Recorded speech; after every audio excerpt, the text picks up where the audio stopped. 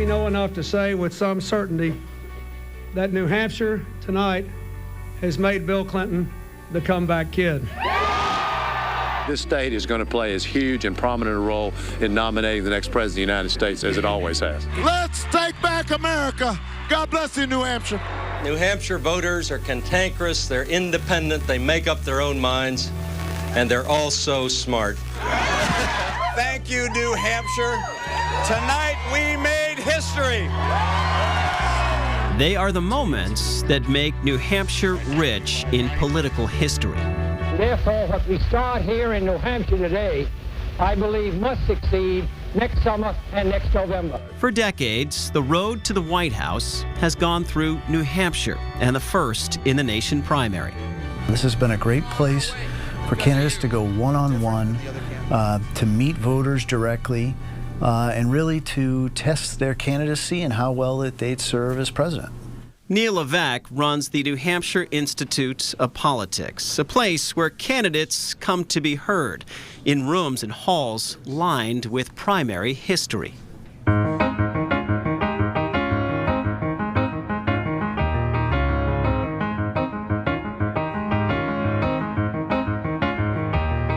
We in New Hampshire have a lot of this memorabilia from the American presidency, both those who have won and those who didn't, and it's quite special. So we have boxes upon boxes of all kinds of campaign memorabilia. Over the years, people have donated hundreds of unique items linked to presidential campaigns, which the Institute keeps in a collection. They've left things behind, and so these campaigns will hand things out, bumper stickers, pins.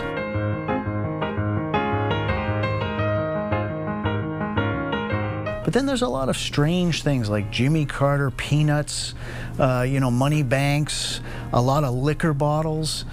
I mean, years ago, they gave away cigarettes with the campaign logo on them, and that was as late as, say, 1988. In one cabinet, you can find a basketball signed by then-candidate Barack Obama, to a Make America Great hat signed by President Trump.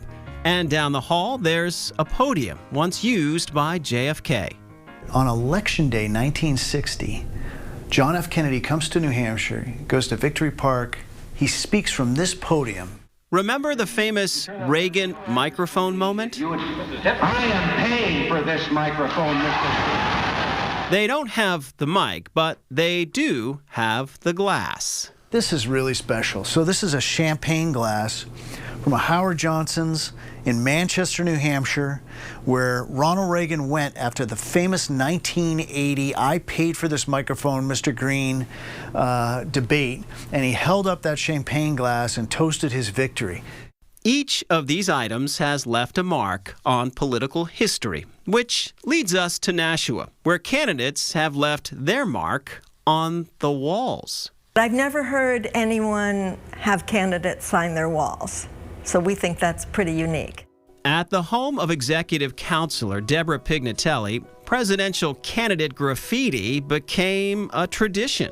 And I think after a while it got out that the Pignatellis, when you went to their house, you just signed their wall.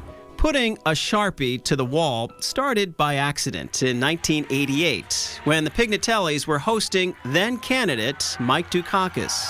And one of the aides was taking a message from our phone and inadvertently made a large mark on our wall. So we had him sign his name next to the mark. And so that's how it got started. The first official candidate to sign was Al Gore in 1999.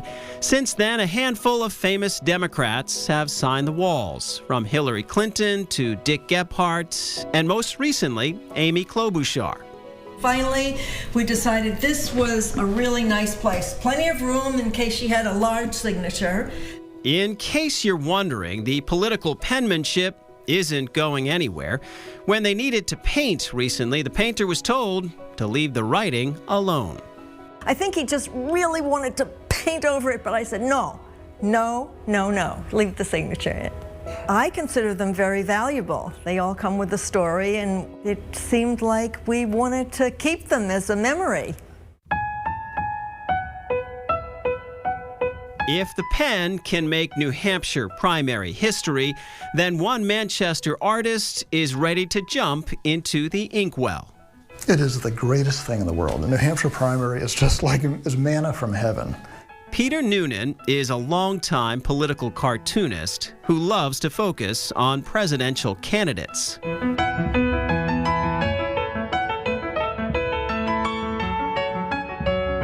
I think there's something really fun about doing a caricature. From his home studio, Peter thinks up unique ways to combine politicians and social commentary. You're trying to constantly think how to tell a story within a single frame and tell it succinctly and perfectly and beautifully so that people understand what it is you're trying to say. I suppose I'm like most cartoonists is that in that I want a reaction. I want to get a reaction. From President Trump to Bill Clinton to the average New Hampshire voter.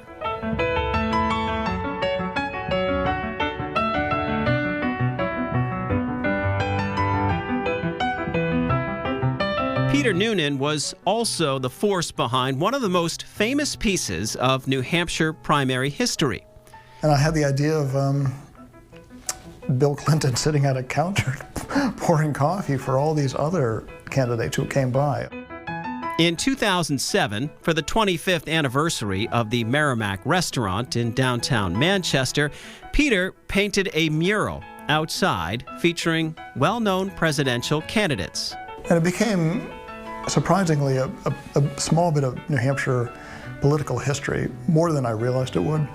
The mural stayed up for almost 2 years until the restaurant closed. But that hasn't stopped the cartoonist who continues to draw up social commentary. And if you're on the path to the White House that leads through New Hampshire, Peter's pen isn't far behind. We're going to have a field day. I'm going to put out as many as I can, and we'll make fun of as many candidates as we can. That's a promise. I promise that.